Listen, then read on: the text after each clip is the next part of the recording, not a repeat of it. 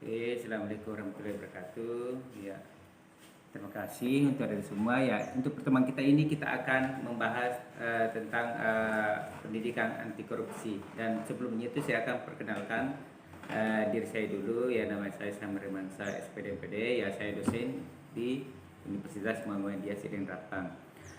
Tapi sebelumnya saya ingatkan untuk ada semua, tolong diperhatikan baik-baik untuk materi kita ini, karena setelah ini akan ada tugas yang saya akan berikan kepada ada semua. Oke, untuk pertama saya akan bahas tentang pengertian korupsi. Ya, yang ada dia itu ya di slide saya itu, dia yang korupsi is make dream, togetherness is expecting is makes the dream come true. Ya. Dan untuk kompetensi dasar di sini ya atau yang akan diprioritaskan untuk mahasiswa itu mampu ada nanti menjelaskan arti kata definisi korupsi secara tepat. Yang kedua itu mahasiswa mampu menjelaskan sejarah korupsi. Yang ketiga mahasiswa mampu menjelaskan bentuk-bentuk korupsi dan perilaku koruptif dengan benar. Yang keempat itu mahasiswa nanti harus mampu membedakan bentuk tindak pidana korupsi dan perilaku koruptif.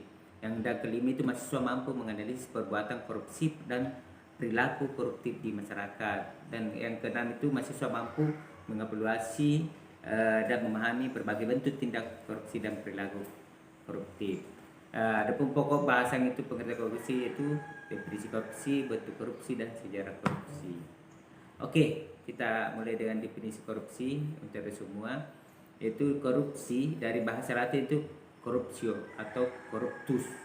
Korupsi itu dari kata corrumpere itu atau corruption, korup dari bahasa Inggris itu corruption, Prancis korupsi, korupti dari kata bahasa Belanda.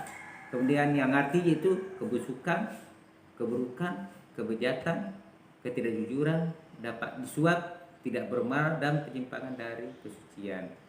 Kemudian di sini di Malaysia dipakai kata risuah dari bahasa Arab itu riswah.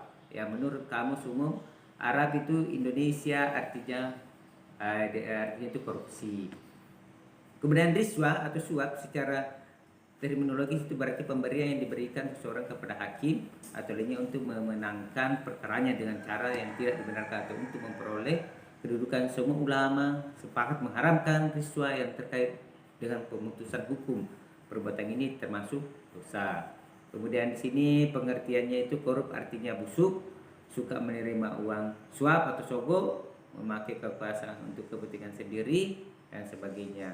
Kalau korupsi di sini diartikan itu perbuatan busuk seperti penggelapan uang, penerimaan uang sogok dan sebagainya. Kalau di sini koruptornya itu artinya itu orang yang melakukan korupsi. Kemudian di sini beberapa pendapat pakar itu korupsi adalah